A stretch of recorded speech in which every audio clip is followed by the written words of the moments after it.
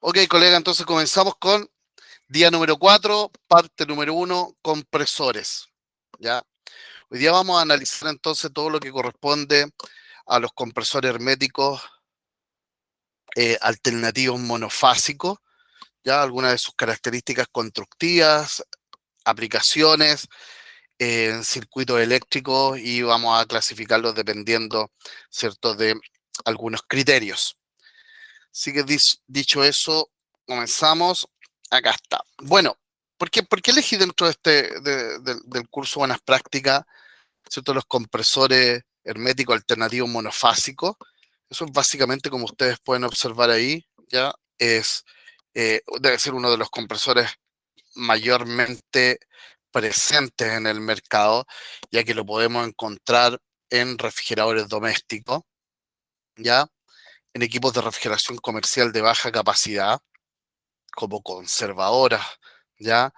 Bicicooler o enfriadores de bebida o botelleros, también puede ser conocido como de esa forma, bicicooler, también en vitrina. Y bueno, compresores herméticos alternativos monofásicos incluso podemos encontrar ya para cámaras de refrigeración que, si no es cierto, no es lo correcto hablar de una cámara en cuanto a superficie, porque es en función de su carga térmica, pero para que hagamos una relación rápida, podemos encontrar compresores de estas características hasta para una cámara de 4 metros de largo por 3 metros de ancho. Entonces, es un compresor bastante utilizado de acuerdo a sus distintas aplicaciones. En consecuencia de ello, vamos a analizar, como les comenté, sus características constructivas, circuito eléctrico y algunos ya criterios de clasificación. Así que, dicho eso, vamos acá. Primero, la clasificación por temperaturas de evaporación, ¿ya? Y estos puntos de inflexión que nosotros podemos observar ahí, aquí, en base a las temperaturas de evaporación, son del fabricante Embraco. Yo lo vi en un manual de aplicación de compresores Embraco, pero básicamente es similar para los otros fabricantes de compresores. Entonces nosotros en un compresor, en la etiqueta o en la información técnica, vamos a encontrar cuál es la aplicación del compresor. No todos los compresores sirven para todas las aplicaciones.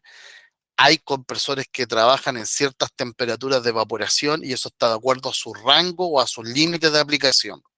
En el caso de estos compresores tenemos, por ejemplo, compresores de ultra baja temperatura. Ustedes pueden observar ahí que siempre está ya en la nomenclatura que genera esta clasificación del compresor, está la B y la P. La B corresponde a back, la P de presión pressure, back pressure, presión de retorno, ¿ya? Entonces acá tenemos ultra baja presión de retorno, o sea, son compresores de ultra baja temperatura. Tenemos compresores que trabajan en temperaturas de evaporación entre los menos 95 y menos 65 grados. Ahora quiero dejar en claro que esas temperaturas de evaporación para mantener, por ejemplo, producto a menos 70 grados, a menos 80 grados, únicamente se pueden obtener mediante una configuración mecánica del sistema de refrigeración que se llama cascada. Vale decir, nosotros tenemos dos sistemas, uno de baja temperatura, evaporando a esas magnitudes, supongamos, para el ejemplo, menos 80. Entonces, menos 80 de evaporación para este compresor y fíjense una temperatura de condensación de menos 20. Entonces, después tiene otro sistema que sería la etapa de alta temperatura, donde el evaporador del sistema de alta temperatura está adosado al condensador del sistema de baja temperatura. Entonces, si el sistema de baja temperatura condensa a menos 20, ya el sistema de alta temperatura evapora a menos 30 y posteriormente condensa a los 45 grados. Entonces, es como que el calor va al evaporador que está a menos 80, se condensa en el evaporador del otro sistema y después es liberado al ambiente. Hay dos etapas, por eso los equipos de cascada se llaman doble etapa de compresión indirecta. ¿Ya? Esa sería como la única aplicación y una situación que estuvo bien, se comentaba bastante en el tema de la pandemia, era el almacenamiento de las vacunas Pfizer que requerían una muy baja temperatura de almacenamiento, situación que no se podía lograr mediante un sistema de refrigeración en simple etapa, y ahí estuvieron un poco más, ya se comentó más al respecto de estos tipos de sistemas. Posteriormente vamos ahora a aplicaciones que son más tradicionales, que son los compresores LVP, compresores de baja presión de retorno, compresores de baja, en donde la aplicación es para temperaturas de evaporación, por ejemplo, menores a menos 20 grados, y ahí que tenemos la típica conservadora de productos congelados, ¿ya? Además, es usual encontrarse con combinaciones, ¿ya? Con combinaciones. Entonces acá tenemos un compresor de ML, Low, Medium, Back Pressure, vale decir un compresor de media baja, ya que se utiliza en equipos que tienen temperaturas de evaporación del orden de los menos 35 a 0 grados, como por ejemplo un refrigerador doméstico o un bicicooler. Por este otro lado tenemos compresores únicamente de media temperatura, temperaturas de evaporación entre menos 20 y 0 grados, una aplicación principal es una vitrina, compresores de media alta temperatura, entre menos 20 y 10 grados, como por ejemplo un enfriador de agua, ya trabaja en temperaturas de evaporación que podría ser asistido ya a través de un tipo de estos compresores. Y tenemos compresores de alta temperatura de evaporación, ya que corresponden entre menos 15 y 10 grados, como por ejemplo los compresores que se utilizan en los deshumidificadores de aire, estos tipos de equipos que van en la descarga de los compresores de aire, que es para efectivamente deshidratar el aire y evitar que salga la red neumática. Entonces, ya, ¿qué es lo que podemos tener en cuenta inicialmente? Es que los compresores, un compresor no sirve para todas las aplicaciones, ¿ya? Porque va a estar de acuerdo a la temperatura de evaporación por la cual fue diseñado, ¿ya? De hecho, si nosotros vamos a la hoja característica del compresor, evidentemente, por ejemplo, en el caso de un compresor HVP, ¿ya? El compresor no tiene una capacidad de enfriamiento en el catálogo, en la hoja de datos, a menos 20 grados. Y es sencillo. ¿Por qué? Porque no es una temperatura de evaporación que está dentro de sus rangos de aplicación. Entonces, quiero dejar claro una cosa. Siempre, siempre, de los siempre, siempre que se pueda por lo demás, ¿ya? Cuando ustedes reemplacen un compresor, van a reemplazar el mismo compresor. Vale decir, por ejemplo, falló un compresor y el modelo del compresor es un compresor Secop SC12G, ¿ya? Es un modelo de compresor Embraco FFI 12. Es un modelo de compresor Embraco FFU 130, ¿ya? Lo más recomendable es el mismo compresor. Cuando no existe el mismo compresor, hay que buscar una alternativa de otro fabricante y ahí hay que tomar diversos criterios y uno de ellos es que tenga el mismo rango de aplicación. Vale decir que sea un compresor, por ejemplo, de alta temperatura o un compresor de baja temperatura. Ahí recién busco una alternativa. Porque ¿qué es lo que ocurre? Los equipos de refrigeración, los autocontenidos, ¿ya? O los mismos refrigeradores domésticos, traen un espacio que es bien reducido para instalar el compresor. Entonces, a veces los compresores son equivalentes en cuanto a capacidades de enfriamiento, pero no son equivalentes, por ejemplo, en cuanto a la geometría. Entonces, uno puede ser un poco más alto y lo suficientemente, ese poquito más alto, puede ser lo suficiente para que no quede bien en el espacio del equipo para su instalación correcta. O lo otro, que no tenga la misma disposición de tubería. O sea, un compresor puede tener la aspiración y la descarga en un lado y el tubo de servicio en otro lado, opuesto, y en donde está el tubo de servicio está la caja eléctrica, por ejemplo, y hay compresores que eso viene invertido.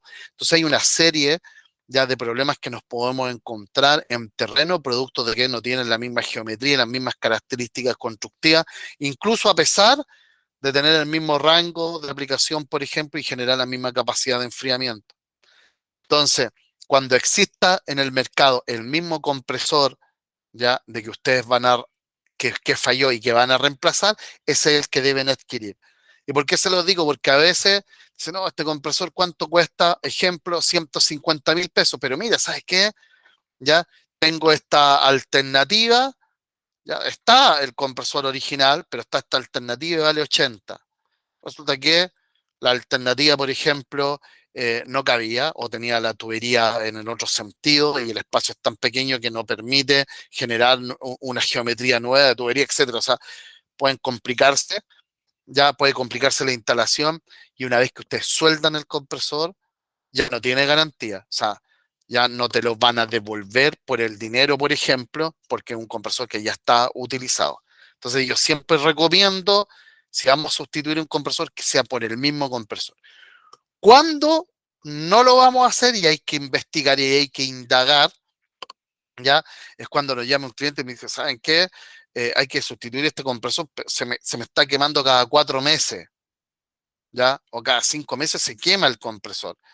Y una de las causas puede ser que el primer técnico que hizo el reemplazo instaló una alternativa no adecuada, que podría ser que no cumpla su rango, ¿cierto?, de aplicación en cuanto a la temperatura de evaporación. Y después el que vino segundo, o a lo mejor el mismo, ocupó el mismo compresor y el que vino tercero, el mismo compresor. Entonces, cuando hay una falla consecutiva de compresor en una frecuencia alta, como por ejemplo 3 meses, 4 meses, incluso un año, colega, yo tengo un refrigerador ya que lo tengo hace 20 años y el mismo compresor nunca ha tenido ninguna falla.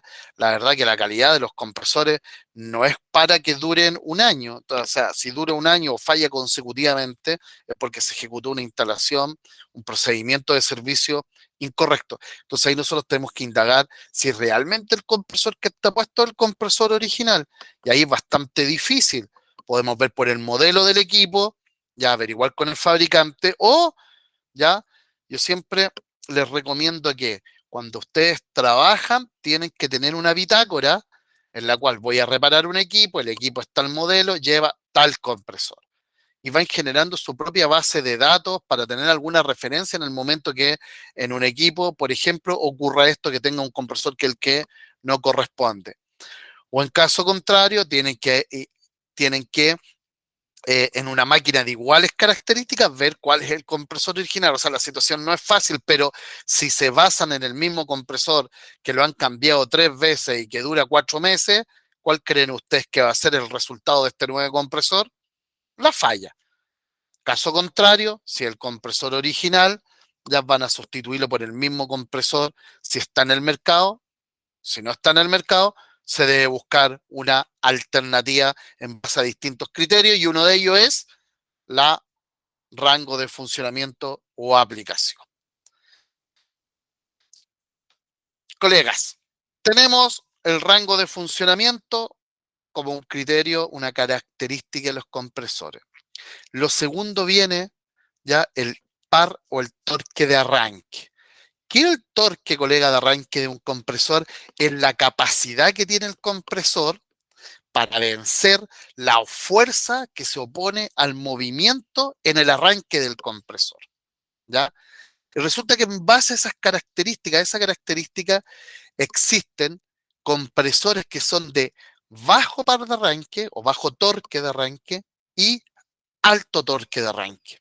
¿Se fijan? Entonces también, por lo mismo yo les explicaba que lo más recomendable es utilizar el mismo compresor. A pesar de que, soy honesto, los compresores por sobre, voy a hablar en un principio para poder hacer una diferenciación, ya por sobre el medio HP de potencia eléctrica, la mayoría de los compresores son de alto par de arranque. Los demás compresores, hay algunas excepciones que son de alto par de arranque, pero la mayoría son de bajo par de arranque. ¿Qué es lo que ocurre con un compresor de bajo par de arranque? Esa oposición al movimiento es provocada cuando existe una diferencia de presión entre la aspiración y la descarga del compresor. Entonces tenemos compresores de bajo par de arranque que según su designación, ¿ya?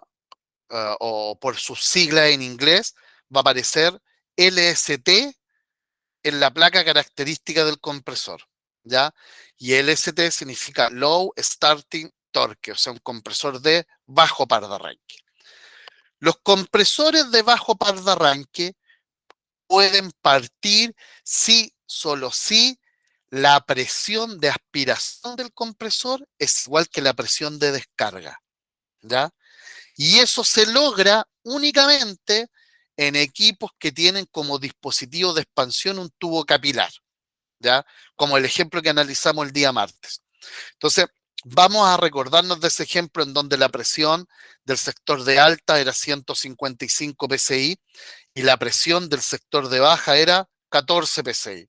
Entonces podríamos ya hacer que esta zona de acá, la zona A del gráfico, ya sea la condición de funcionamiento del compresor, la presión de alta 155 psi, la presión de baja 14 psi. Si hay una diferencia de presión. Este punto, ya donde estoy marcando en el gráfico, ya es donde el compresor se detiene. ¿Por qué se va a detener el compresor? Porque, por ejemplo, alcanzó temperatura en el mueble. La zona B, ustedes pueden observar que la presión de alta tiende a bajar y la presión de baja tiende a subir. ¿Por qué ocurre esto? Porque como no está funcionando el compresor y la presión de alta, cuando se detuvo el compresor, quedó alta y la presión de baja quedó baja, con el compresor detenido, la presión de alta pasa a través del tubo capilar por la diferencia de presión y la presión de baja comienza a aumentar. Entonces, de esa forma se genera un equilibrio entre la presión de alta y la presión de baja con el compresor detenido. Si por ABC motivo, por ejemplo, el compresor es energizado, un compresor de bajo par de arranque, cuando la presión en el sector de alta sea 100 psi y la presión en el sector de baja 40 psi, esa diferencia de presión, el torque del compresor no va a ser capaz de superar la posición al movimiento que provoca esta diferencia de presión y el compresor va a aumentar su corriente al no poder partir, ¿ya? Va a indicar una corriente elevada porque no puede ponerse en funcionamiento y posteriormente, como vamos a ver, hay un dispositivo de seguridad que es el protector térmico que se va a abrir y va a interrumpir el suministro de energía eléctrica al compresor y el compresor se va a detener. Al detenerse el compresor, le da tiempo para que las presiones se igualen. Aproximadamente las presiones se equilibran entre 3 a 4 minutos, ¿ya? Entonces, si aquí, en esta zona acá del gráfico, el compresor fuera energizado, no va a ser capaz de partir. Únicamente va a ser capaz de partir cuando esté las presiones en la zona C. Acá las presiones en la zona C son iguales. O sea, la presión de alta bajó y la presión de baja subió, se equilibraron, el compresor está detenido y las presiones se equilibran a través del tubo capilar. Y este punto, finalizando la zona C, indica nuevamente la energización del compresor y como consecuencia del funcionamiento, un incremento en la presión de alta y un incremento en la presión de baja. De hecho, no sé si a alguien le ha pasado, por ejemplo, los refrigeradores domésticos, la mayoría, por no decirlos todos, tienen compresores de bajo par de arranque. Entonces, cuando hay un corte de energía eléctrica y vuelve rápidamente, ¿ya? Incluso se puede observar una baja de tensión, ya eso era un poco más evidente antiguamente cuando se utilizaban ampolletas de filamento, una baja de tensión, y después uno podía percibir, si estaba evidentemente cerca del refrigerador, un clic, ¿ya? Y ese clic era el ruido que generaba, el sonido que generaba el protector térmico al abrirse, ¿ya? Al abrirse y de esa forma ya la tensión aumentaba y ya no se hacía evidente esa baja de tensión en la ampolleta de filamento. Y posteriormente, clic de nuevo, porque el protector térmico se lo vuelve a cerrar y el compresor arranca, ¿ya? Entonces, hay compresores de bajo par de arranque que tienen esa característica que deben ser instalados, sí, solo sí, en equipos que permitan la igualación de las presiones antes de su arranque. Y la principal característica para que ocurra eso es que el equipo debe utilizar como un dispositivo de expansión del tipo capilar, ¿ya? Por otro lado, hay compresores de alto par de arranque, ya pueden observar usted ahí las siglas, ya es High Starting Torque, compresores de alto par de arranque. ¿Y qué características tienen los compresores de alto par de arranque? Es que ahora sí, estos compresores pueden arrancar cuando exista una diferencia de presión entre la aspiración y la descarga, ¿ya? Estos compresores son utilizados principalmente en sistemas de refrigeración, en donde ya se utilice como dispositivo de expansión, una válvula de expansión termostática o incluso donde exista un capilar, pero no se provoque el tiempo de detención del compresor necesario para igualar las presiones. Por otro lado, como les comenté, ya compresores con una potencia eléctrica por sobre medio HP, medio caballo de potencia, ya son compresores de alto par de arranque. Entonces estos compresores pueden arrancar sin ningún problema cuando existe una diferencia de presión entre la aspiración y la descarga.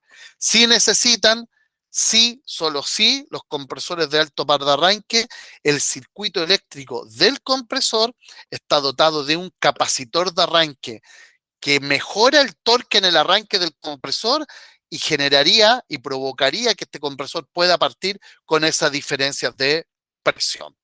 Entonces ya tenemos compresores de distinto rango de aplicación de temperatura y compresores de distinto torque de arranque. Eduardo. En los compresores anteriores, el de bajo torque, Sí. no tiene capacitor de arranque, ¿o sí también?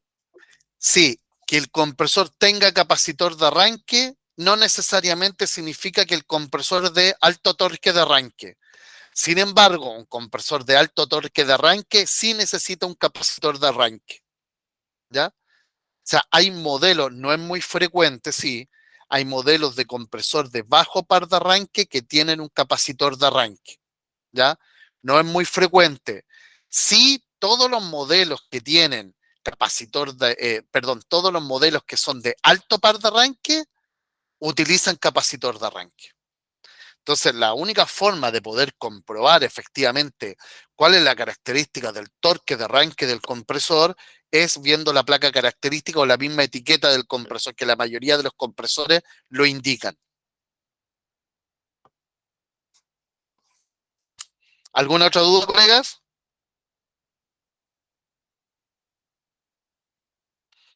¿No? Perfecto. Entonces teníamos compresores por temperatura, ¿se fijan? Y por torque. No es cualquier compresor, colega.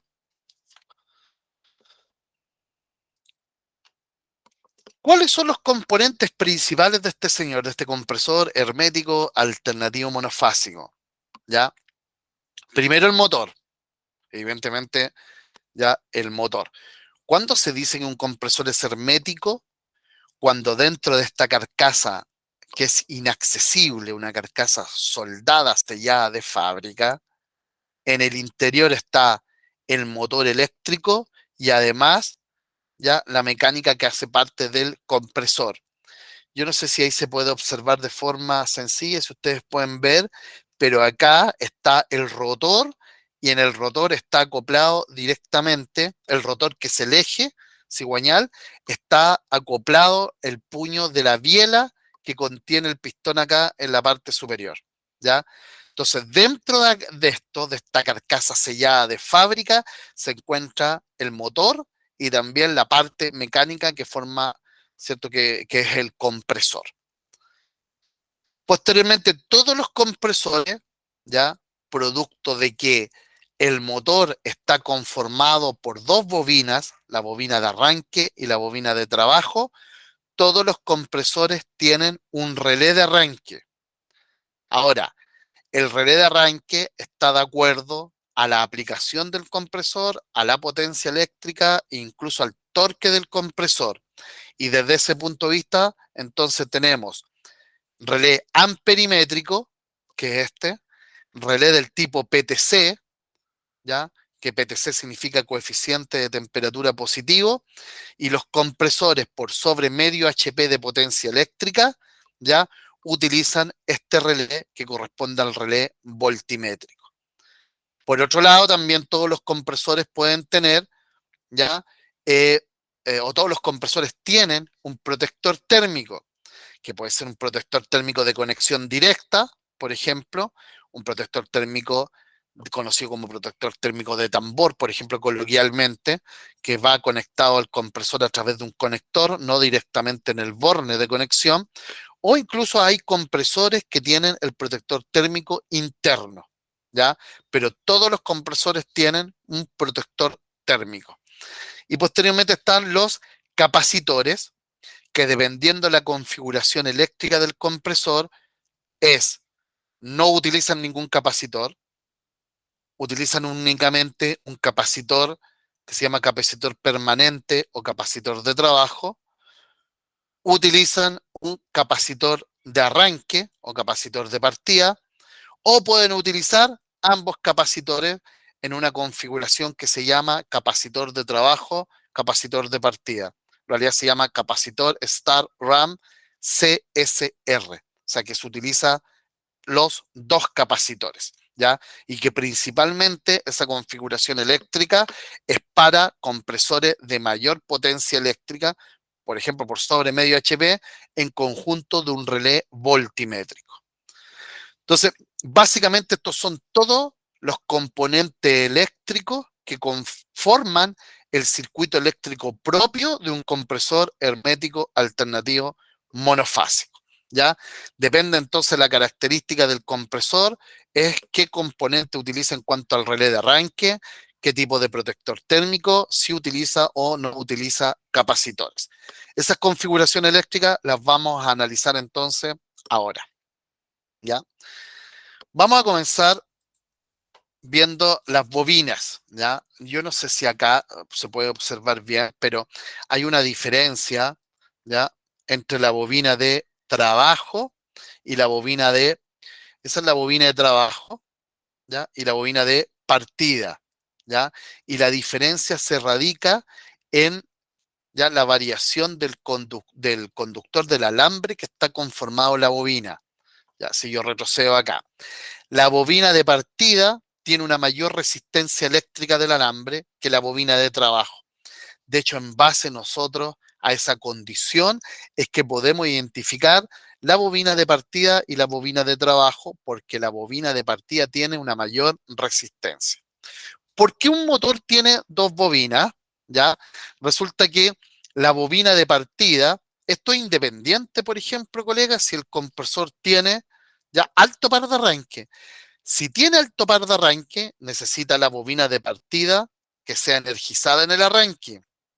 Si el compresor es de bajo par de arranque, también necesita que la bobina de partida sea energizada en el arranque.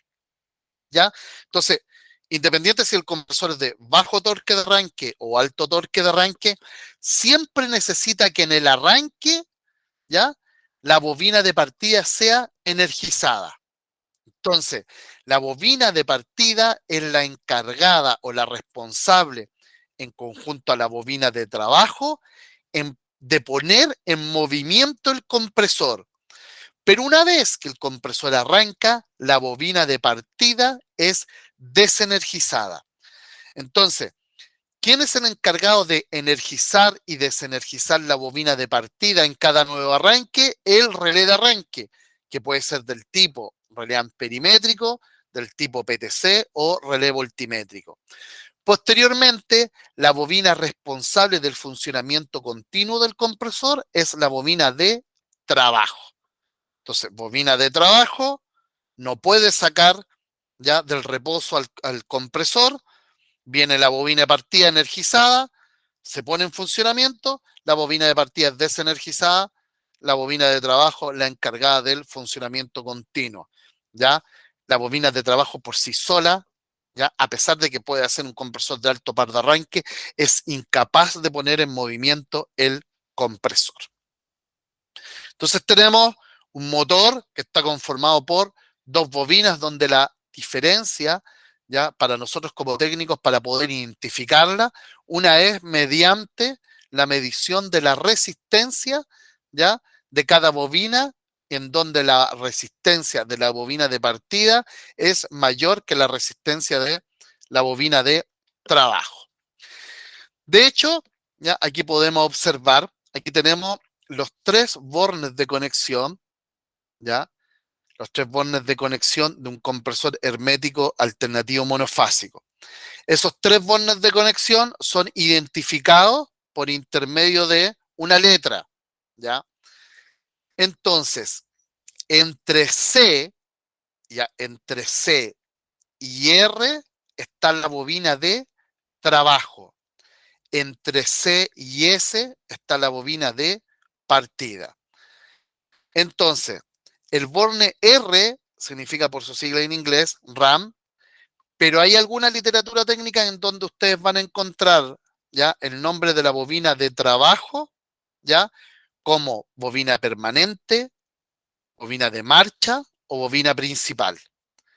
Entre el punto común y entre el punto S está la bobina de partida. El punto S corresponde a start, que es partida, pero al igual como la bobina de trabajo, ustedes la van a poder encontrar con otros nombres, ya como arranque, salida, bobina secundaria o auxiliar.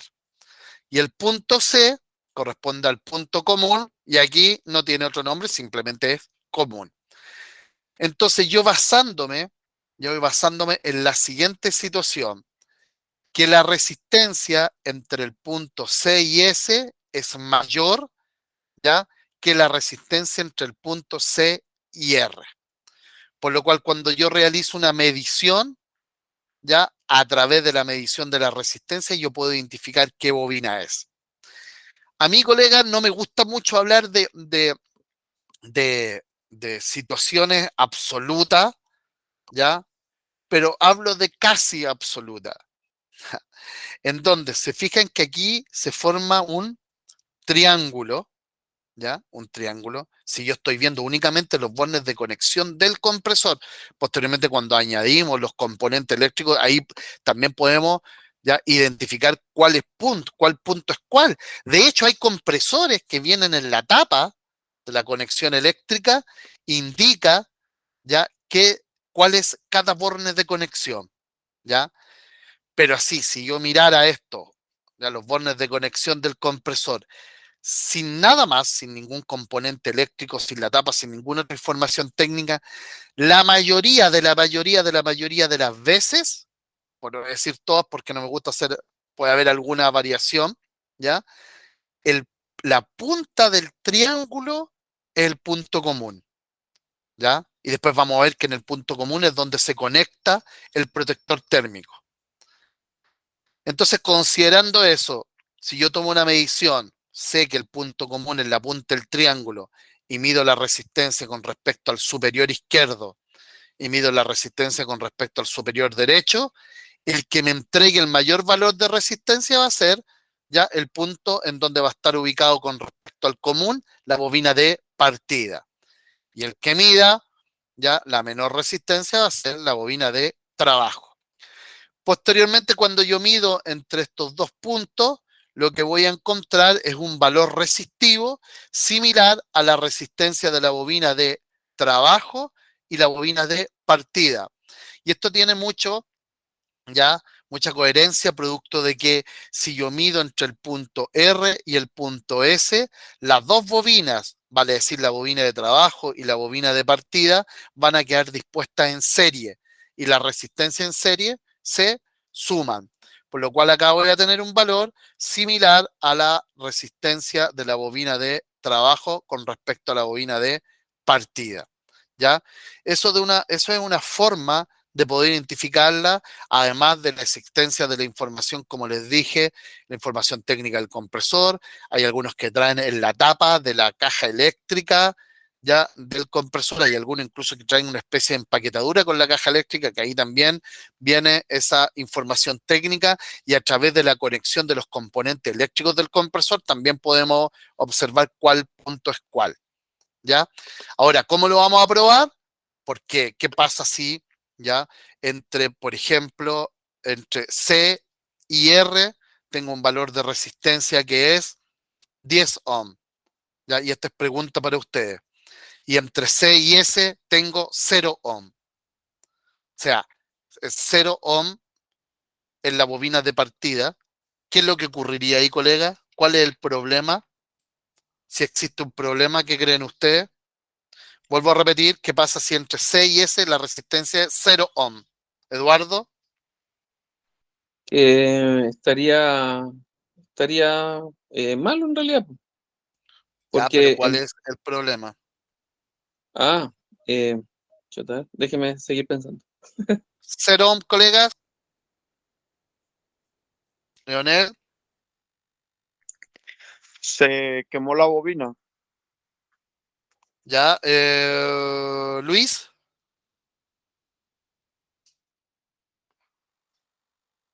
Luis, También, digo que se quemó, estaría en corto está en el... cortocircuito, Exacto. efectivamente. Está en cortocircuito. Cuando la resistencia es cero, es porque la bobina está en cortocircuito, porque cuando hay un cortocircuito con resistencia cero, la corriente es o tiende a ser infinita. Incluso ahí nos daríamos cuenta antes porque el cliente nos diría que al energizar el equipo hay, baja el automático que es el disyuntor termomagnético, ¿ya? Entonces se fijan midiendo, ya podemos darnos cuenta que la bobina está en cortocircuito, está dañada. Pero ahora, ¿qué pasa si entre C y S, en otro ejemplo, no marca nada? ¿Ya? No marca nada significa, usualmente los instrumentos indican en la pantalla OL. Ahí significa que la bobina está abierta, no está en cortocircuito. ¿Se fijan? Entonces son dos daños a la bobina que va a generar que el compresor no funcione, pero son dos daños distintos. Una cosa es que marque 0 ohm, cortocircuito, y lo otro es que marque OL por una resistencia infinita, y eso significa que la bobina está cortada. Por otro lado también, ya si es necesario, es si es necesario, medir la resistencia de las bobinas con respecto a tierra, y eso se realiza mediante un instrumento que se llama megaómetro.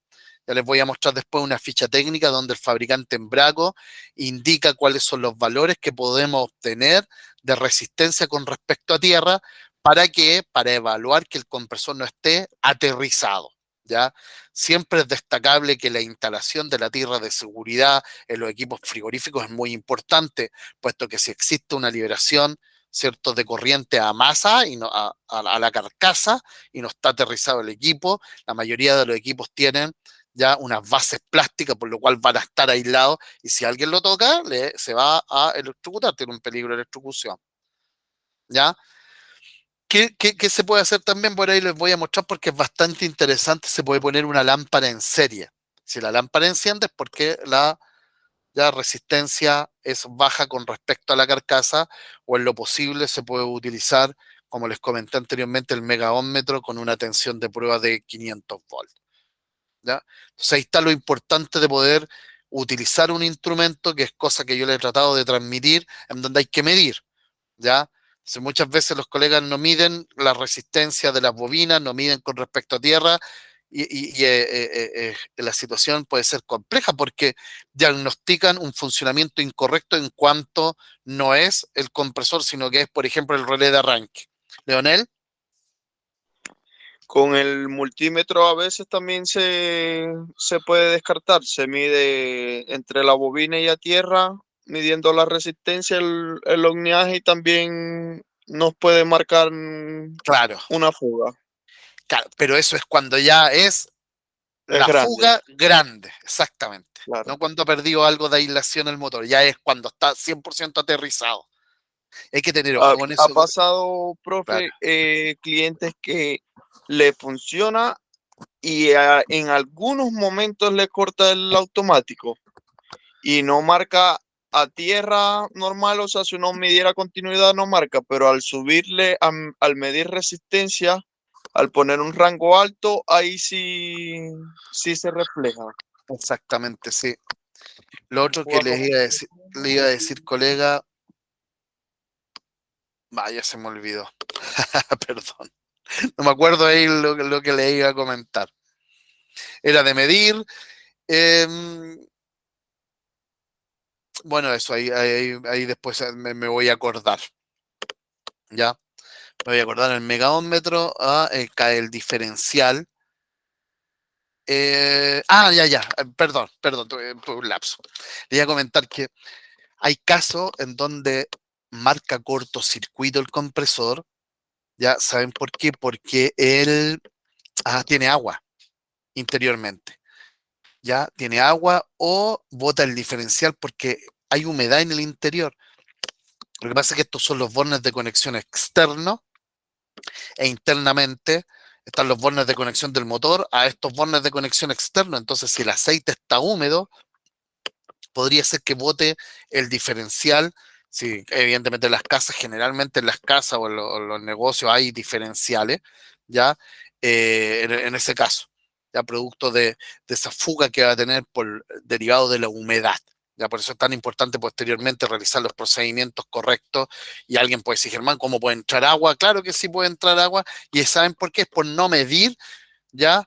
Es porque uno no se da cuenta que está generando el procedimiento de servicio incorrecto. Pero efectivamente es así. Ahora igual hay, por no medir, uno también puede ser, no necesariamente una fuga de corriente que bote el diferencial o el disyuntor termomagnético de un rato. A veces hay compresores que es importante destacar una cosa, colega. Cuando hay fallas, las fallas más fáciles ya de poder determinar son fallas absolutas. O sea, por ejemplo, aquí yo enchufo el equipo, por decirlo de forma sencilla, y hay cortocircuito inmediatamente. Yo voy desconectando las cargas, ¿ya? Y resulta que cuando desconecto el compresor ya no hay cortocircuito. Perfecto, fácil.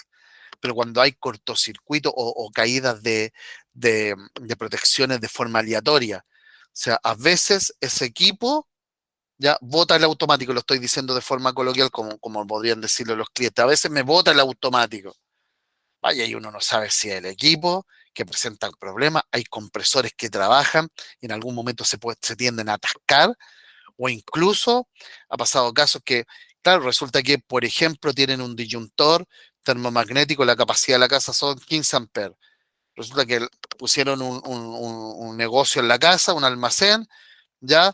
Y resulta que en la tarde hay el consumo eléctrico de alto y resulta que cuando justo parte el bicicooler, bota el automático y entonces bota el automático por sobrecarga, se dispara el automático, pero es por una sobrecarga del consumo eléctrico, pero no significa que el equipo esté en mal estado. ¿Ya? Esas situaciones aleatorias son un poco complejas de poder determinar más que una falla absoluta. Pero bueno, ¿qué es lo que hay que hacer? Es medir. ¿Ya? O sea, medir un amperímetro en el circuito eléctrico donde está conectado el equipo y poder observar en qué momento se incrementa la corriente que hace que se dispare y no el problema no corresponde al equipo que nos llamaron a nosotros, al equipo de refrigeración. Y eso se hace midiendo. Si yo no mido la corriente, jamás voy a poder identificar ese problema. Leonel, Me pasó una vez eso, un cliente llamó que una vitrina, un mesón refrigerado, le daba corriente a los clientes y fui a probar los componentes y era que ella estaba haciendo una construcción y le soltaron unos cables de tierra y entonces no aterrizaba el neutro y daba corriente la máquina, pero claro. era problema eléctrico de la casa.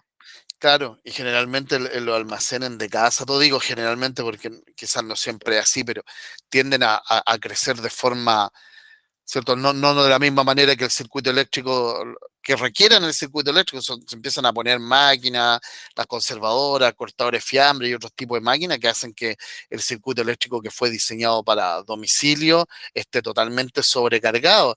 Y lo peor de todo, que pueden hacer instalaciones eléctricas en donde tienen problemas con la tierra. Y como les digo, los equipos de refrigeración generalmente tienen patas de plástico o eh, las mismas, por ejemplo, ruedas que tengan los equipos, y entonces queda aislado. Si hay una fuga y no está puesta la tierra de seguridad, ya la gente se va a electrocutar. Yo, por ejemplo, acá en el taller, yo tengo mesones de madera, y todos me dicen, oye, pero mesones de madera se dañan, no se pueden quemar, o todo. Sí, los tengo de madera porque cuando realizamos experiencia en circuito eléctrico, tengo que estar seguro ya de que no va a ocurrir ningún problema. Y si los mesones fueran de metal, como tienen patas, ruedas plásticas y hay un cable, si no está aterrizando, va a quedar ya energizado todo el mesón y mis alumnos se pueden electrocutar. Y esa es la razón por qué tiene una cubierta que no es conductora eléctrica. Pero pasa, y colega, y eso hay que identificarlo rápidamente porque de lo contrario ustedes, ¿cierto? Pueden caer en una suerte de problemas que no es problemas del equipo y van a terminar perdiendo dinero. Van a ir una vez, después los va a llamar, que el técnico no me solucione el problema y después a las 2, 3 semanas le decís, no, el problema era la tierra que no estaba conectada. Eso tenemos que identificarlo de una vez rápidamente, le damos la solución, ¿ya? Y también es más económico para nosotros, ya que hoy en día el movimiento, el traslado es un costo relativamente significativo en el servicio. Eso es, colegas. ¿Alguna duda, comentario?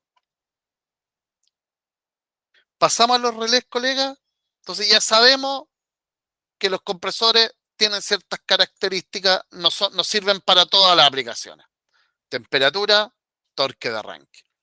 Sabemos que el motor está constituido por dos bobinas, la bobina de trabajo y la bobina de partida, donde la bobina de partida tiene más resistencia que la bobina de trabajo y una forma de poder identificarla, ¿ya? Y mediante la utilización del instrumento, nosotros podemos determinar si una bobina está cortocircuitada cuando su resistencia es cero, o si la resistencia es infinita, significa que la bobina está abierta. Podemos medir con respecto a tierra utilizando el mismo instrumento. Si nos marca continuidad, significa que el motor está totalmente aterrizado. Sin embargo, para hacer una prueba cuando no está totalmente aterrizado, podemos utilizar el instrumento que corresponde en ese caso, que sería el megaómetro, ¿ya? Lo que frecuentemente se conoce como Meyer, pero es porque la marca del megaómetro es Meyer. Ya es como decirle a toda el agua mineral Cachantún, no sé, o el papel higiénico con forma, o menos se traduce, ¿cierto? De esa forma, ya es, el instrumento es megaómetro, o según el fabricante Embraco, podemos utilizar una alternativa, que es mediante la instalación de una lámpara en serie para poder verificar ya que el compresor no esté en un porcentaje aterrizado, ya que si se enciende la lámpara es porque ya la bobina ha perdido algo de aislamiento eléctrico. Hasta ahí vamos hasta ese momento. ¿Quiénes son los encargados, ya? ¿Quiénes son los encargados de energizar y desenergizar la bobina de partida en cada nuevo arranque? Son los señores relés de arranque o relés de partida. El compresor de fábrica va a estar dotado de un relé de arranque y nosotros no debemos modificar esa característica, ya que está de acuerdo a su potencia eléctrica y a diversas características constructivas. ¿Qué relés de arranque o de partida nosotros podemos encontrarlo en el mercado? Tenemos un clásico, ya que corresponde al relé amperimétrico, debe ser entre los compresores por debajo del medio HP de potencia eléctrica el más utilizado, ¿ya? Para compresores de menor tamaño, por ejemplo en potencia eléctrica de referencia de un octavo, un décimo, un doceavo HP, tenemos relés de partida ya del tipo PTC, y para compresores por sobre ya una potencia eléctrica de medio HP, un relé voltimétrico. Si bien es cierto, todos estos relés de arranque ya tienen la misma función, que es energizar y desenergizar la bobina de partida en cada nuevo arranque, su forma de trabajo es totalmente distinta, ¿ya?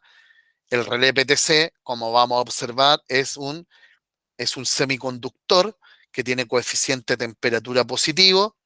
El relé amperimétrico basa su funcionamiento en el campo magnético que genera la bobina, ya, del relé amperimétrico, y el relé voltimétrico, lo más parecido, digo parecido, no es exactamente lo mismo, al relé que nosotros conocemos, que se debe energizar la bobina para provocar la ya conmutación de los contactos. Entonces ya vamos a ver el funcionamiento en particular de cada relé de partida dependiendo de la configuración eléctrica del compresor. Por otra parte, ya tenemos los protectores térmicos. Los protectores térmicos son dispositivos de seguridad que están dotados de un contacto simple polo, simple terminal, normalmente cerrado. Vale decir que si yo saco el protector térmico y le mido la continuidad, ¿ya? Le mido la continuidad, me debe marcar continuidad en una condición de reposo, ¿ya? Si no marca continuidad es porque está abierto y significa que está dañado, ¿ya? Una de las formas de probarlo es de esa manera. Ahora, ¿cuál es el detalle en ambos protectores térmicos? ¿Ya? ¿Qué protector térmico va a utilizar el compresor dependiendo de sus características constructivas de fábrica? ¿Ya? Generalmente, por ejemplo, compresores Embraco utilizan este tipo de protector térmico, compresores de mayor potencia eléctrica, monofásico, como por ejemplo algunos Tecumseh, algunos Cubigel, ya utilizan este tipo de protector térmico. Ambos protectores térmicos son normalmente cerrados, son simple polo, simple terminal, un contacto normalmente cerrado. Pero que esté cerrado no significa que tiene continuidad y va a permitir que el compresor funcione. Lamentablemente, ya este tipo ya de protector térmico yo no puedo comprobar si realmente va a proteger al compresor. Este tipo de protector térmico yo lo puedo calentar mediante, por ejemplo, en su parte posterior con una pistola de aire caliente, ¿ya? ¿Y qué es lo que va a ocurrir? Ambos protectores térmicos funcionan bajo el mismo principio de todas las protecciones por sobrecarga, que corresponde a la dilatación de una lámina bimetálica. Incluso hay protectores térmicos de esta característica que traen un micrón ya adosado a una lámina bimetálica que cuando la corriente es elevada, el micrón calienta la lámina bimetálica y con eso produce la dilatación de esta lámina bimetálica y en consecuencia la apertura de los contactos. Entonces, yo puedo generar de forma ya artificial, entre comillas, mediante una pistola de aire caliente, la dilatación de esas láminas para verificar que un protector térmico tiene su contacto normalmente cerrado y además en la condición que necesite el compresor producto de una corriente elevada, el protector térmico está en condiciones de abrirse. ¿Por qué?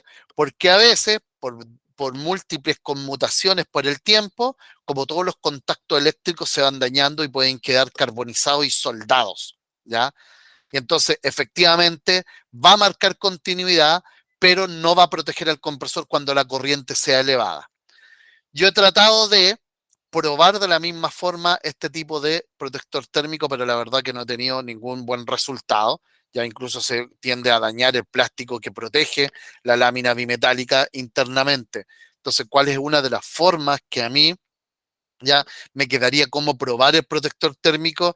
Es exponiendo el protector térmico a una corriente que sea igual que la corriente de rotor bloqueado de un compresor para poder verificar si se dispara. Pero eso nos traería como consecuencia tener una carga que genere una corriente tan alta como los valores en la cual el compresor generaría la conmutación ya de los contactos del protector térmico producto de la dilatación de las láminas bimetálicas. Cuesta un poco más entonces probar este tipo de relés térmicos. Y es muy importante destacar, muy importante, que el conjunto de componentes eléctricos que conforma el circuito de un compresor son exclusivamente de cada compresor. ¿Por qué? Porque físicamente estos protectores térmicos pueden ser similares, pero la corriente de disparo del protector térmico es muy diferente. Eduardo. Entiendo entonces que no se puede, así como el negro, digamos, el de, el de abajo, ese ¿Sí? se puede probar por continuidad. El blanco entonces Lo, no se puede probar por lo, continuidad. los dos se prueban con continuidad para saber si están cerrados, Ah, pero este ya de tambor yo lo puedo calentar para provocar que se abra simulando una corriente elevada. claro, ya el otro no porque es plástico, claro. Claro, Se va a deformar, sí, ya. Ok, claro. ya. Así que esa es la situación. Les decía que los componentes eléctricos, muy importante, colega, no son intercambiables. ¿Ya? ¿Por qué? Porque están acorde a la potencia eléctrica del compresor. En la hoja de datos de los compresores aparecen los modelos, por ejemplo, de los relés amperimétricos, de los protectores térmicos.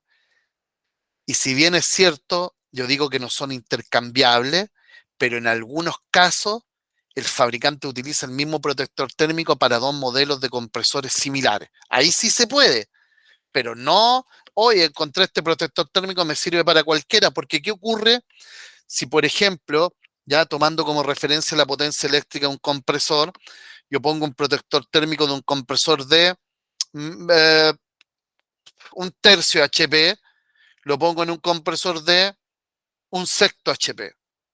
O sea, el protector térmico está fabricado para un motor que es más grande del motor que yo lo estoy instalando. No va a cortar jamás, ¿ya? El compresor está desprotegido. Al revés, si pongo el protector térmico del motor de un sexto HP, lo pongo en un tercio HP, puede ser que se conmute sucesivamente porque está fabricado para una condición de menor corriente, vale decir, en el primer caso está sobredimensionado y en el segundo caso está subdimensionado, ¿ya? No son totalmente intercambiables, salvo que el fabricante indique en la hoja el modelo, y yo puedo comprobar que sirve para más de un modelo de compresor, que efectivamente ya deben tener características similares desde el punto de vista eléctrico. Tenemos acá los capacitores, y acá tenemos el capacitor de arranque, ¿ya? El capacitor de arranque. Frecuentemente, colega, los capacitores de arranque son de carcasa plástica, ¿ya? Estos capacitores, ¿ya?, son fabricados para trabajar por cortos periodos, ¿ya? No pueden quedar acoplados al circuito eléctrico por más de 3, 4, 5 segundos, porque primero van a disparar la corriente del compresor, y lo otro, se puede dañar el capacitor. Y además son fabricados para trabajar con una baja frecuencia de operación, vale decir, no más de 20 veces o 15 veces en una hora, porque se recalientan y se terminan dañando, ¿ya? Muchos de estos capacitores traen una resistencia en paralelo. ¿Qué es lo que hace un capacitor? Se carga y posteriormente se descarga. Se carga y se descarga. Y la resistencia en paralelo sirve para cuando el capacitor se desacopla del circuito, pueda descargar el capacitor, porque posterior a un tiempo de que se desacopla del circuito y que no existe y que no están dotados de esa resistencia eléctrica, ¿ya?, es que pueden descargarse y generarse un peligro de electrocución a la persona que lo toma en los dos bornes de conexión, ¿ya? Entonces, estos capacitores son únicamente usados en el arranque del compresor y son acoplados y desacoplados, ya, a la bobina de partida por intermedio del mismo relé de arranque. Eduardo. Eso nunca he sabido si cuando se conectan los pines, si yo pongo uno para un lado, uno para el otro, da lo mismo, o... En los condensadores electrolíticos no son polarizados, por lo menos los que usamos nosotros en refrigeración y aire acondicionado. O sea, se puede poner cualquier pin entonces. Sí, no son polarizados, efectivamente. Ah, perfecto. Ya, gracias. Ya no son polarizados. ¿Alguien tiene alguna otra duda? Entonces tenemos el capacitor de arranque. Como les comenté, todos ya los compresores de alto par de arranque tienen capacitor de arranque. Sin embargo, ya que tenga capacitor de arranque no necesariamente significa que sea de alto par de arranque, porque hay compresores de bajo par de arranque que pueden utilizar capacitor de arranque. Dime, Eduardo. Y esto, como el otro nos enseñó a probarlo, la continuidad, si estaban buenos, ¿cómo se prueba por lo...? Con un instrumento que tenga para medir capacitores. Ah, ya, ya. En microfaradio eso, ¿no? En microfaradio, efectivamente, la capacidad de almacenamiento de energía de un capacitor, la unidad base es faradio, ya, pero esa Entonces, unidad es muy grande, entonces se utiliza un sufijo que es microfaradio. entonces yo puedo con un tester que tenga para medir microfaradio y poner como no tiene polo, entonces puedo poner indistinto el rojo, o sea, el rojo, el negro en cualquiera de los dos. Efectivamente, así ¿Sí? es. Pues, ya, Y gracias. mido y se demora como unos 3, 4 segundos en cargar, ¿ya? Y el instrumento te muestra cuál es la capacidad que tiene el capacitor, y esa posteriormente tú lo comparas con la placa acá, que acá, por ejemplo, dice de 80 a 100 microfaradios, o no sé, 90 microfaradios más o menos el 5-10%. Entonces se compara con la capacidad que viene especificada en la placa. Ya, y lo último con respecto a porque hay algunos que traen dos pines, pero hay otros que traen cuatro, tres, ¿hay alguna diferencia en Sí, eso? ningún capacitor de arranque tiene más de 2 pines. A ver, esto aquí uno ve 1, 2, 3, 4, pero resulta que este es un punto y esto es otro punto, por lo cual aquí tiene, por decirlo de forma sencilla, una entrada y una salida, ¿cierto? Ningún capacitor de arranque trae más de 2 puntos. Los que tienen más de 2 puntos podría ser los capacitores permanentes, ¿ya? Como esto. Y el capacitor permanente está diseñado para estar permanentemente conectado a la bobina de partida, ¿ya? Y no es desacoplado por intermedio del relé de partida. Que se le dice, Entonces, ¿sí? se, se le dice capacitor de trabajo, ¿o estoy equivocado? ¿Al permanente? Exactamente, el capacitor Ah, permanente, capacitor de ya. trabajo, pero ojo con eso, no hay que confundirse porque el capacitor permanente y el capacitor de trabajo, como vamos a ver en los circuitos eléctricos, está conectado siempre a la bobina de partida, no a la bobina de trabajo. Se llama permanente o de trabajo porque está conectado siempre, pero siempre está en serie a la bobina de partida, ¿ya? Este capacitor es frecuentemente ya metálico, a diferencia del capacitor de partida que frecuentemente es de plástico.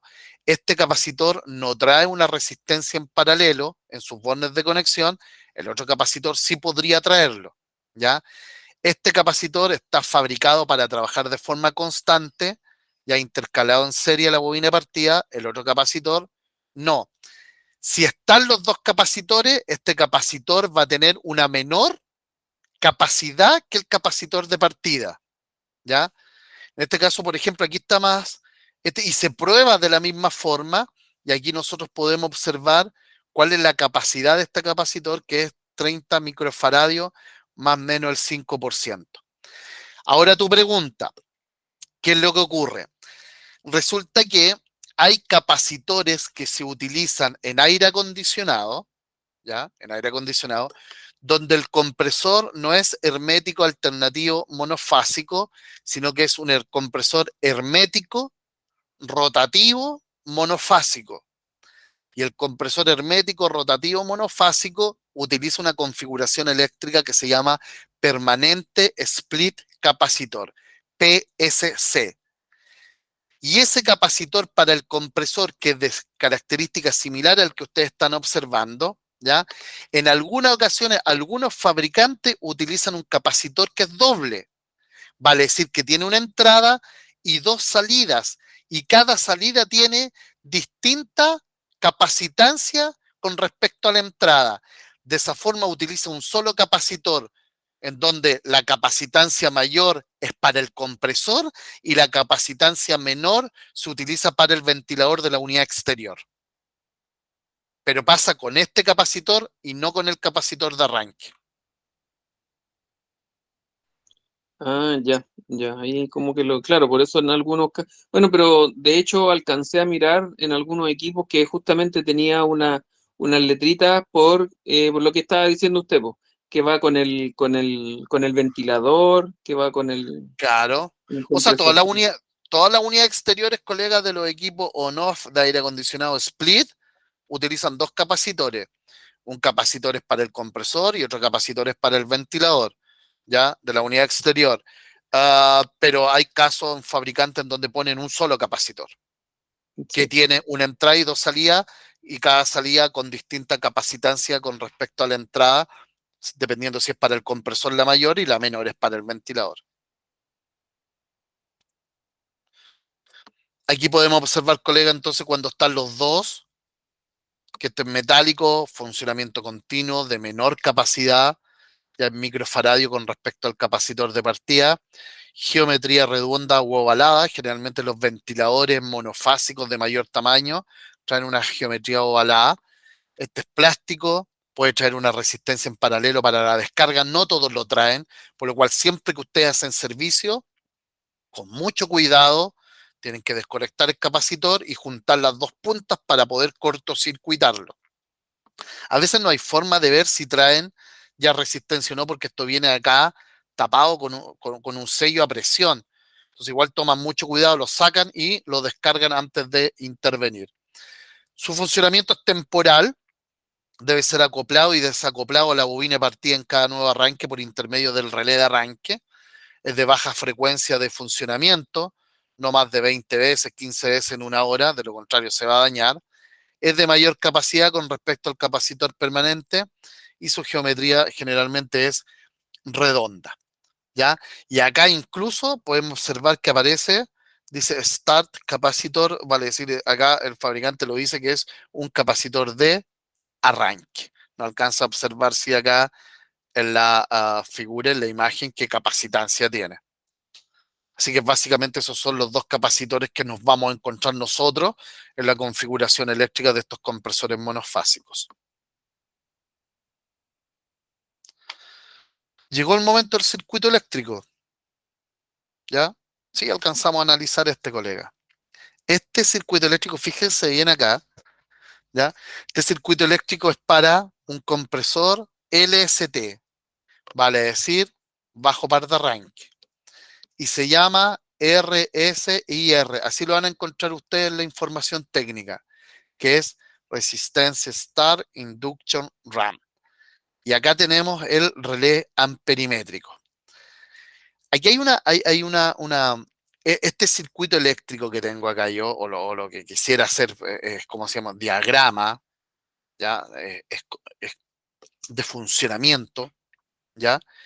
Eh, Tiene una pequeña diferencia, a pesar de que, con respecto a uno real, a pesar de que esto igual funciona, sino que por un tema de dibujo, yo lo hago de esa manera para poder que sea más fácil en análisis.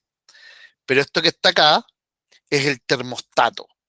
Entonces se fijan que el termostato tiene un contacto que está abierto, en este caso, para el ejemplo.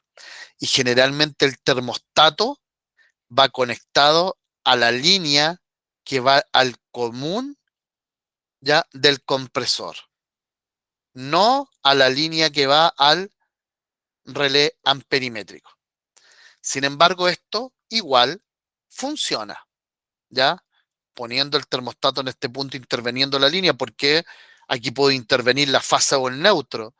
Da lo mismo porque el compresor, al ser una carga, ya, de tensión alterna, no es polarizado. O sea, si yo enchufo así o si yo enchufo así, va a funcionar de igual forma.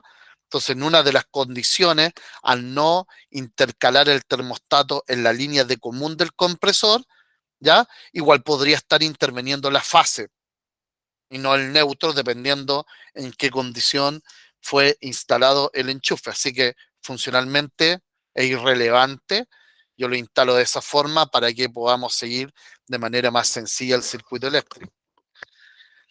Dicho eso, ya podemos observar que acá está el relé amperimétrico y acá el protector térmico. El protector térmico siempre en la línea del común del compresor.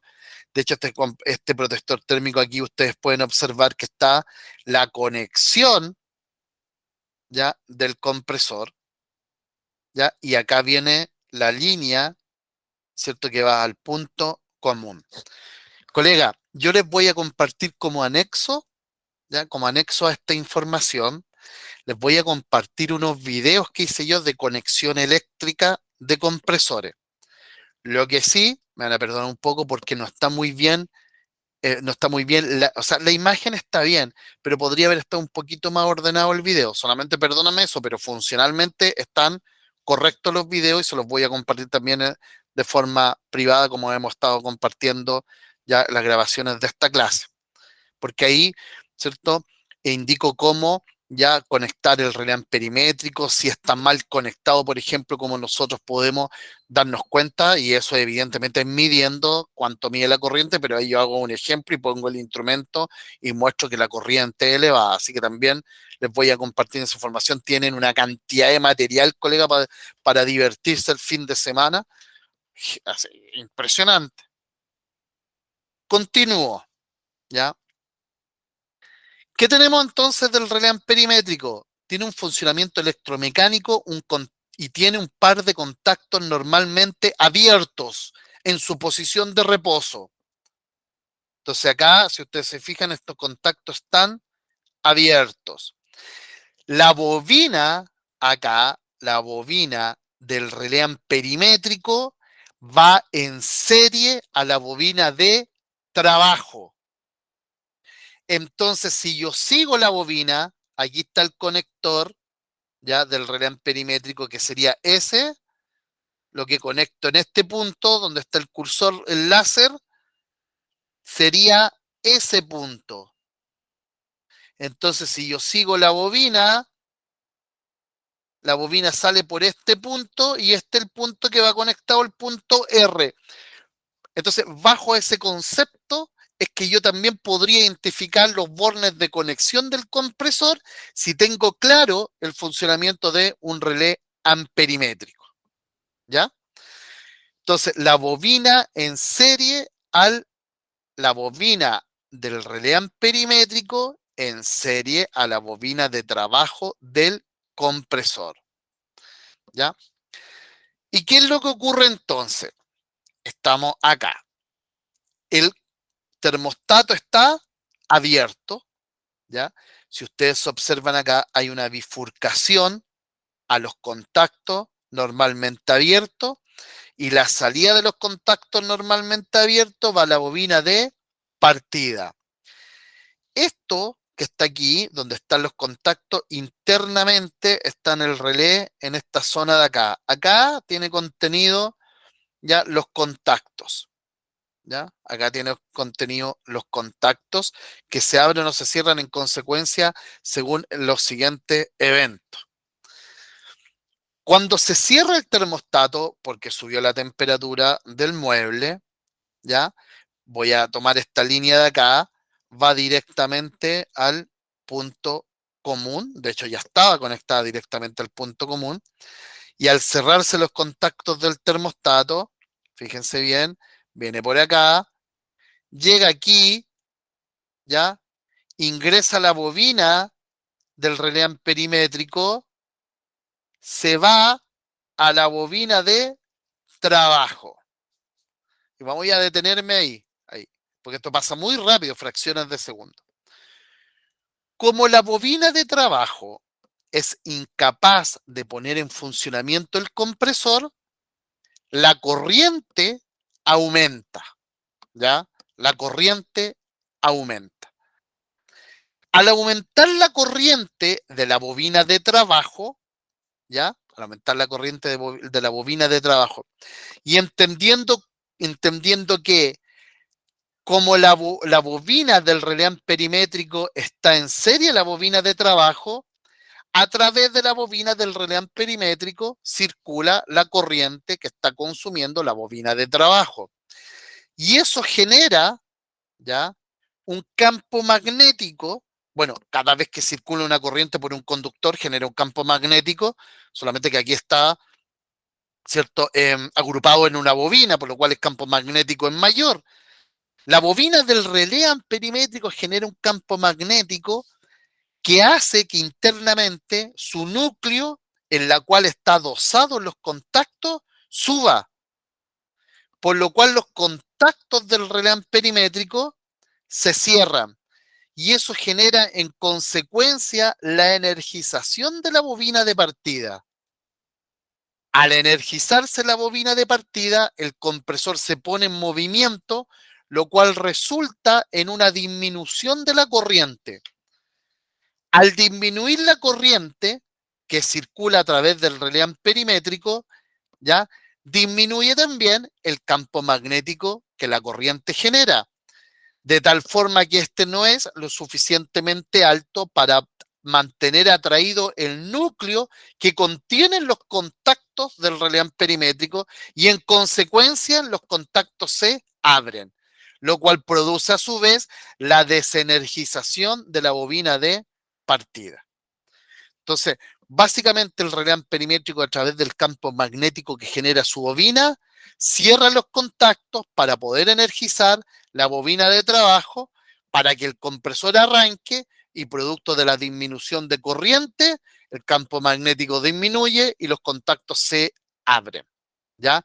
Esa es la forma de trabajar de un relé amperimétrico y entonces pueden observar ustedes que la bobina del relé amperimétrico, para poder generar este efecto, se encuentra conectada en serie a la bobina de trabajo del compresor. Como trabaja con la corriente que circula por la bobina de trabajo, ¿ya? Como trabaja con la corriente, el relé amperimétrico es particular de cada potencia eléctrica. Porque si se instala uno sobredimensionado, la corriente va a ser pequeñita y no va a generar el campo magnético suficiente para que suba los contactos. Si se instala uno subdimensionado, la corriente va a ser muy elevada y lo que va a hacer es destruir el alojamiento de la bobina. ¡Crack! Sale disparado, ¿cierto? La parte superior del relé amperimétrico, por lo cual el relé amperimétrico es particular de cada compresor en función de su potencia eléctrica. ¿Qué les parece, colegas? Cuéntenme. Así funciona el relé amperimétrico.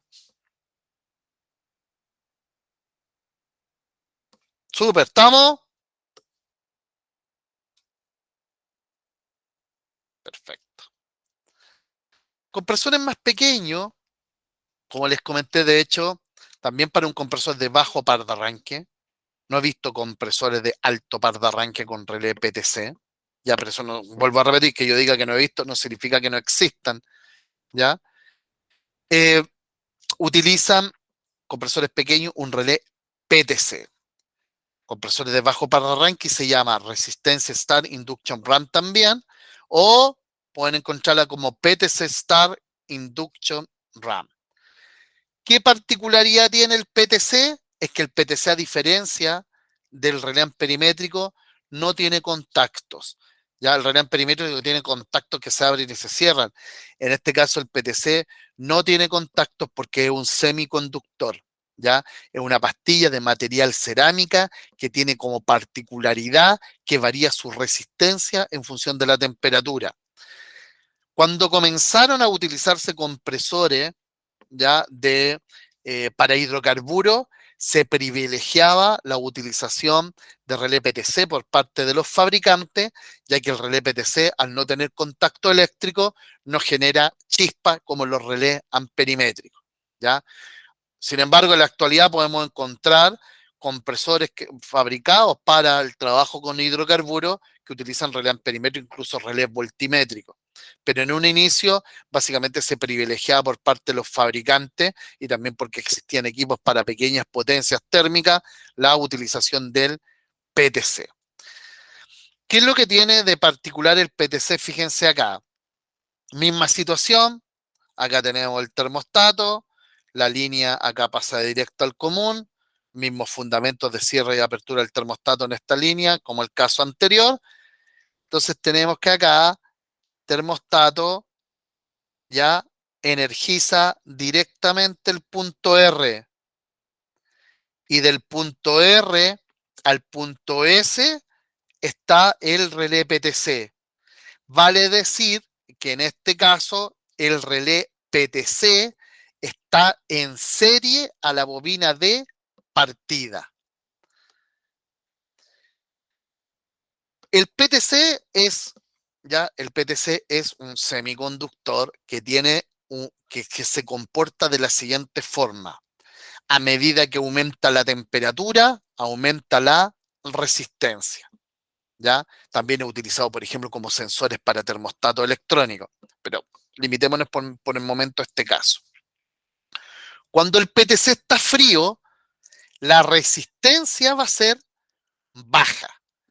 Y como el PTC está en serie a la bobina de partida, necesitamos que una resistencia sea baja para no provocar una caída de tensión alta. Por lo cual, cuando se cierra el termostato, energiza inmediatamente la bobina de trabajo y en paralelo, como el PTC está frío, energiza la bobina de partida y el compresor se pone en funcionamiento. Pero podemos observar acá que producto del aumento de temperatura que genera la circulación de corriente derivada del funcionamiento de la energización de la bobina de partida, es que el PTC incrementa su temperatura y en consecuencia su resistencia. Y como va dispuesto en serie la bobina de partida y aumenta su resistencia, genera una caída de tensión tan alta que provoca, entre comillas, la desconexión de la bobina de partida. Y digo entre comillas porque no hay ninguna suerte de apertura del circuito, sino que básicamente esa desenergización está basada por el aumento de resistencia que se genera en el PTC, producto del aumento de temperatura.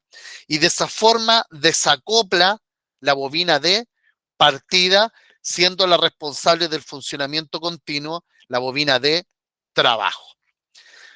Por otro lado, les quiero, para terminar la jornada del día de hoy, indicar que para que se genere una nueva partida en un compresor de bajo torque de arranque que utiliza como dispositivo de arranque o de partida un relé PTC, ¿ya?